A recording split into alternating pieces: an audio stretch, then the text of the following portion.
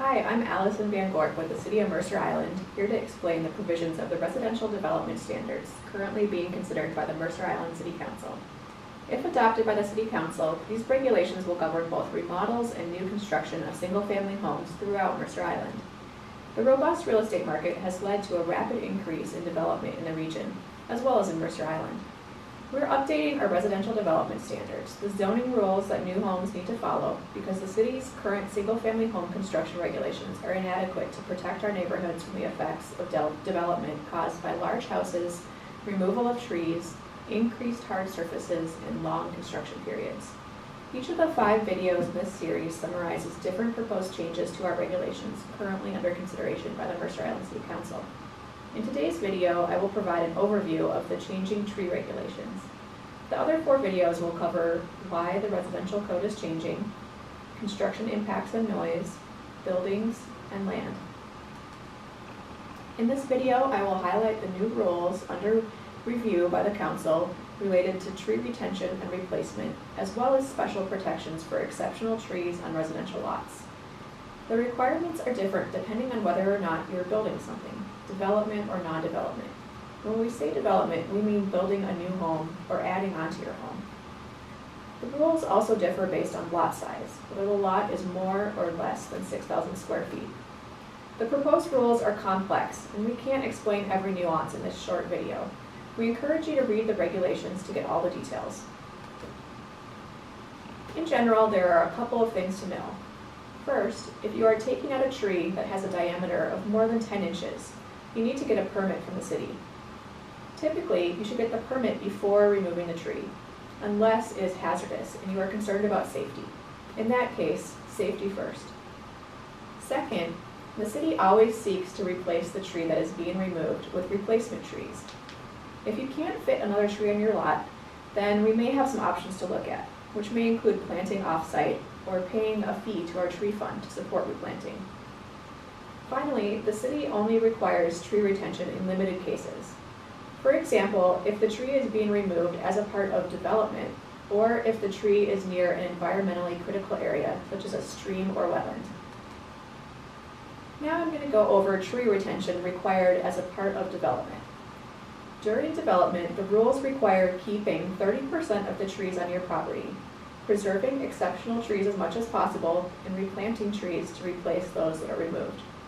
To start, let's look at the 30% retention rule. To meet this rule, we will need some information about your property. First, you need to locate the trees that are at least 10 inches in diameter. Second, determine which of these trees are unhealthy or hazardous. You don't have to save those. Of the trees that are left, you'll need to protect and save at least 30%. You'll also need to try to design your house in a way to save as many trees as possible. For example, if there are 12 large, healthy trees on a lot, at least 4 must be retained. Hiring an expert arborist to help you with this part is strongly encouraged. Next, let's talk a little more about exceptional trees. An exceptional tree is any healthy tree of more than 36 inches diameter, or one of a number of different species of varying sizes that are listed in the proposed rule. Our list of exceptional trees is based on the list used by the City of Seattle. During development, exceptional trees must be protected and saved unless they meet one of the following criteria. Saving a tree would result in a hazardous situation.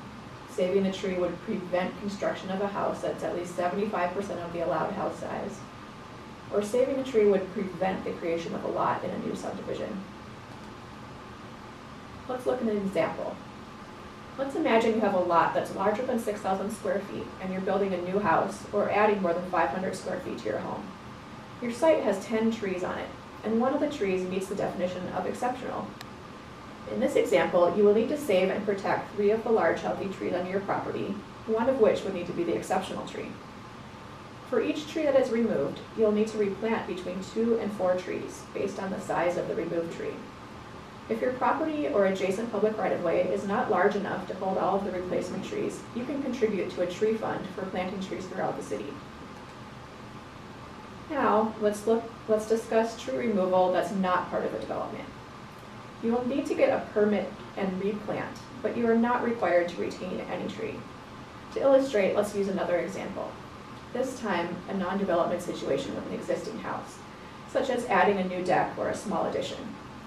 Or you simply want to remove a tree to get more sunlight in your yard.